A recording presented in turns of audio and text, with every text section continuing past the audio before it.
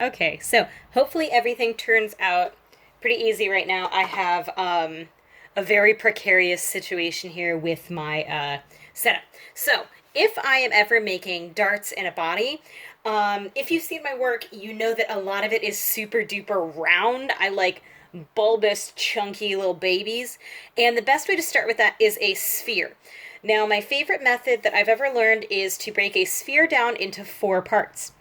Now, the reason why this is so simple is it uses just a couple of ratios that make life so much easier. So, what you're going to need is you're going to have to start with a square.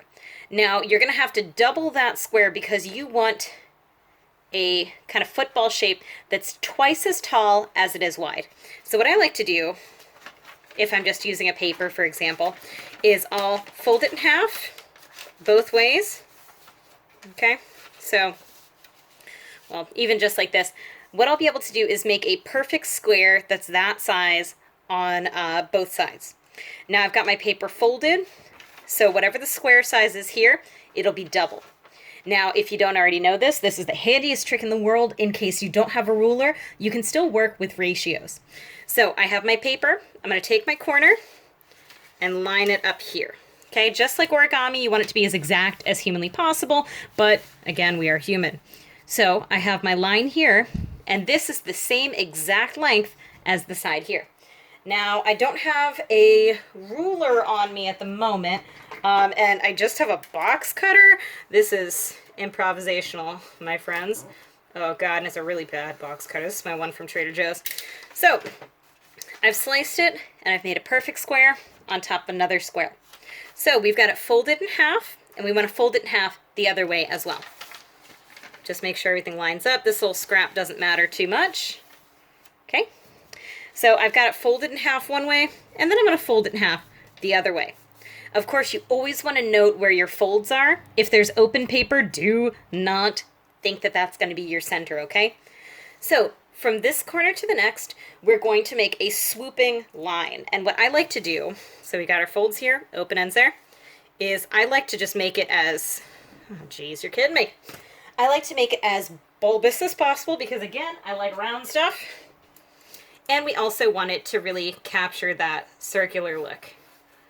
Okay, so there we go. Just trying to be as outgoing as possible.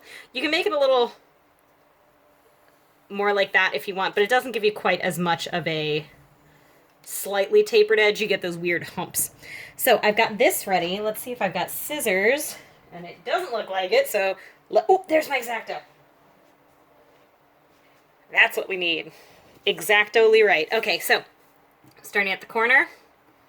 And of course, to keep things in the right spot, I'm moving my hand with it. And making sure my fingers aren't in front of the blade. And again, my X-Acto is not very sharp, so I'm going to have to go over it again. But it's better to be careful and have to go over it a few more times than it is to charge through and lose a finger, which I've done many a time. Alright, so slice this last little boy off. And voila! We have a nice football shape, and if we have four of these, it'll make a sphere. Okay? Now, the other thing to think about is when you're thinking about the size of the sphere, I've tried to work this ratio out before, and it's going to be, the height is going to be 4 times the size of this. Because remember, this is going to be the widest portion when you have bent, well, it'll be better when it's not folded. But when you've bent the fabric, it's going to be the same distance from the top to the bottom as it's going to be from the sides all the way around. And that's going to give you your circumference. So it's just going to be 4 times this width minus whatever your seam allowance is. So, what does this mean for anybody? I'm going to show you how I do bodies and things. Now, if you're thinking about doing a body where, let's say that you want the stomach to be kind of bulbous. If we draw a sphere here to start with, right?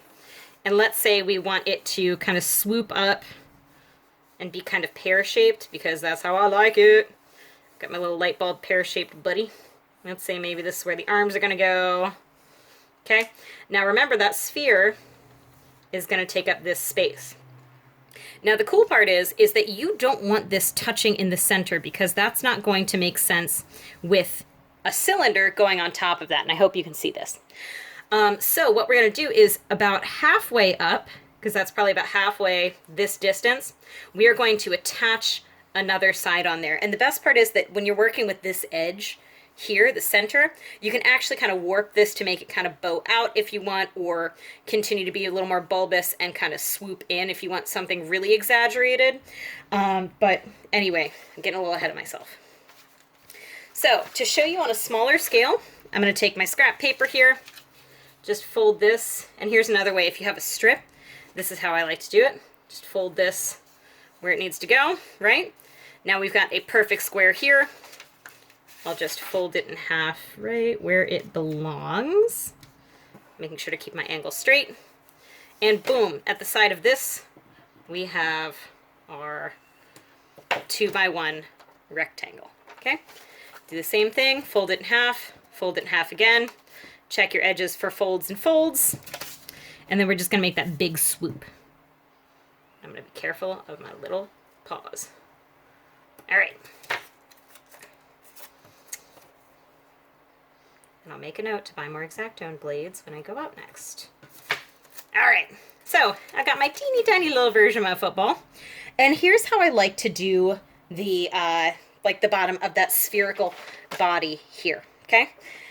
Now, when you have these two, let's pretend this is the football shape here too. Well, it's not even the right size. But if we stick the two together, we can actually overlap to kind of make that shape have a jointed part that you don't have to worry about sewing ahead of time. So what you can do, and you can also fold the paper in half. I love folding the paper in half, so I make sure that I have perfectly symmetrical stuff. All right, I've stopped it here, so I'm gonna make a mark there to see where I've also stopped. Oh, that didn't help. Press harder. There we go. All right, so dot, dot, dot, dot, dot, dot, dot. That's where I'm going to attach the next part. That's going to be my little overlap here.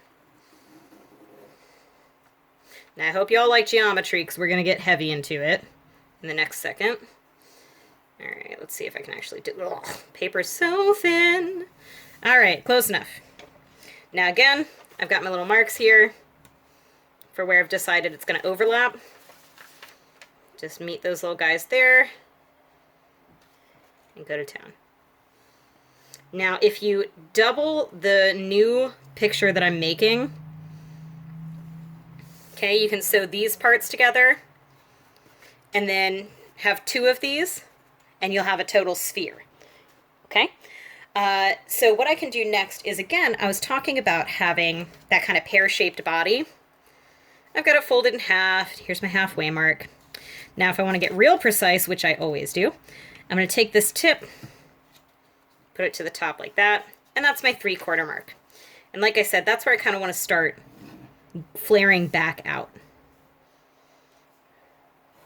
Okay, so from here, or flaring, well, yeah, I guess flaring back out, I can continue, if I want this shape to continue upwards, I can just draw a straight line if I would like that.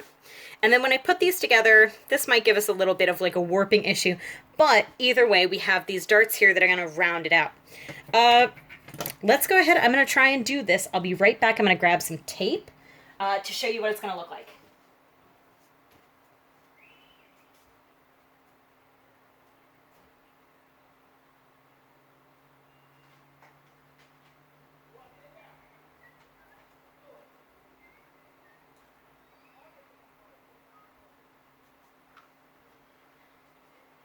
Now, I'm not going to edit that out because I don't have the stuff right now to do that. But I've got my tape so I can show you exactly what this is going to be like. Now, like I said before, I love folding my stuff in half so I know exactly what I'm doing, or so that I know exactly how it's going to turn out completely